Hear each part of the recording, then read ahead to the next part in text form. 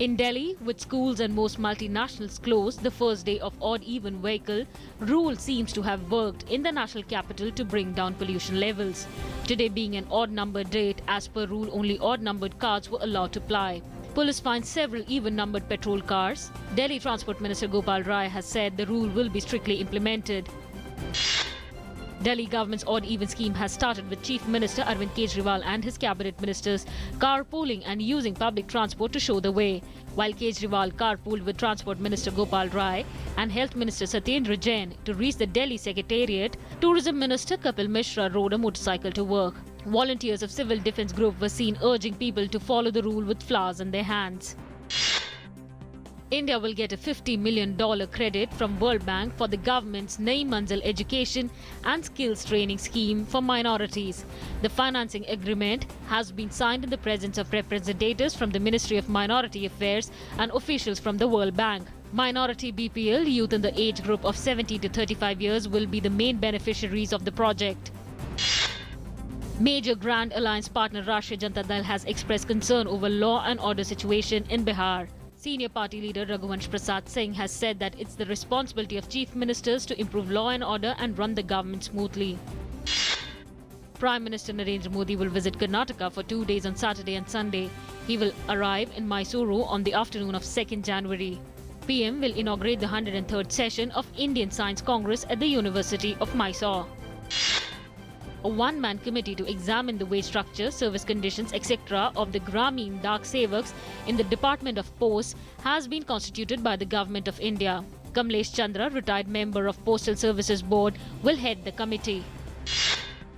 The Ministry of Home Affairs has enhanced the honorarium of Special Police Officers of Jammu and Kashmir up to Rs 6,000 per month from Rs 3,000 per month.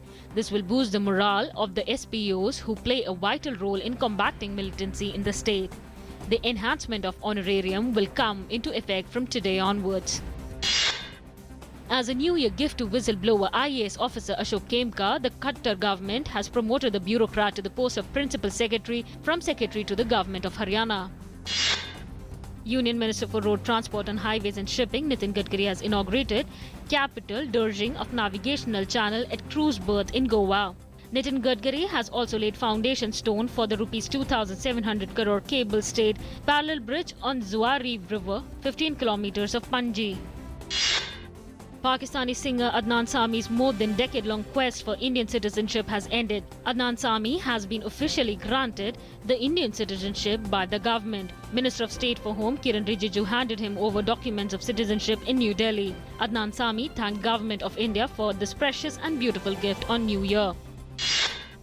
Ministry of I&B has constituted a committee headed by noted film personality Shyam Benegal for holistic interpretation of Cinematographic Act. The recommendations of the committee expected to provide a holistic framework and enable those tasked with the work of certification of films to discharge their responsibilities keeping in view this framework.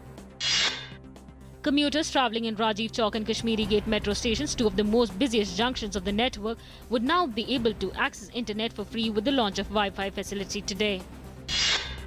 The larger bench of the Jammu and Kashmir High Court has stayed its earlier order allowing the state government to use both the tricolour as well as the state flags on official buildings and vehicles. Underscoring the importance of the state flag, the court said that Jammu and Kashmir is only state in the union that has its own flag adopted by its constituent assembly and provided in its constitution. Though the benchmark Sensex failed to go the distance on the first day of 2016, it did rise by a modest 43 points to close at 26,160.90, a one-month high held by select auto, capital goods and realty stocks.